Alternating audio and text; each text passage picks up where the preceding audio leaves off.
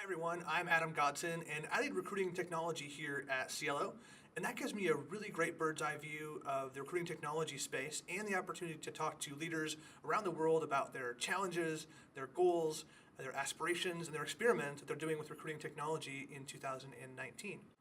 The first of those is simply the amount of recruiting technology that's going into our solutions. So companies are putting in 5, 10, sometimes 15 different technologies for recruitment, so all the way from sourcing and candidate generation, all the way through the process for screening, into background checks, scheduling, a whole bunch of different solutions. And that really requires us to think deeply about a couple of things. One of those is integrations. How well are we keeping that data together? How are we knitting our systems together to make a coherent solution for our data analysis, and so we can understand those solutions deeply, but also for our candidates, being sure we have the outside-in approach. The second piece in that is, where are we putting in people to the process? We know people are important, but how are we pushing forward that engagement for creating a social contract to engage candidates, to convince them to join? Again, that's definitely our job, not just processing the ones that already want to join. So being able to understand how we're doing that from a design perspective as we put more and more technology into those solutions. Second is diversity and inclusion. And so diversity and inclusion is certainly more part of the conversation than it's ever been, and it's about time. So we're excited about that. But I also think that people are starting to see recruiting technology as an answer to that question. So it's not simply about how do we advertise to a certain population, or how do we train our managers in certain ways.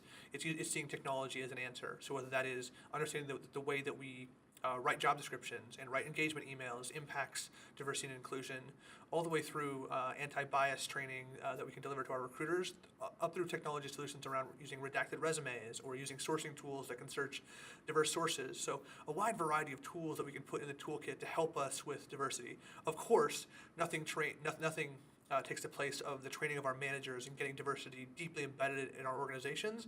But I think for the first time, we're really understanding that recruiting technology can help. The third major trend we're seeing is really around personalization, and I think the genesis of that is that the world is a noisy place. We all get junk emails. Recruiters in many times are notorious for untargeted outreach, we'll call that politely. But it's very clear that to be effective, we have to be able to personalize processes. We've known that for a long time. We've known that you have to recruit an executive differently than you recruit an accountant, and you have to message to a doctor differently than you have to do to a technician. And so we've known that, but I think the new opportunity is to be able to do that at scale. So when visiting the website, being able to say, welcome back. Personalizing the communication that gets sent based on someone's personality that we've mapped from their writing sample. Sending someone video because they've watched videos before and they like video.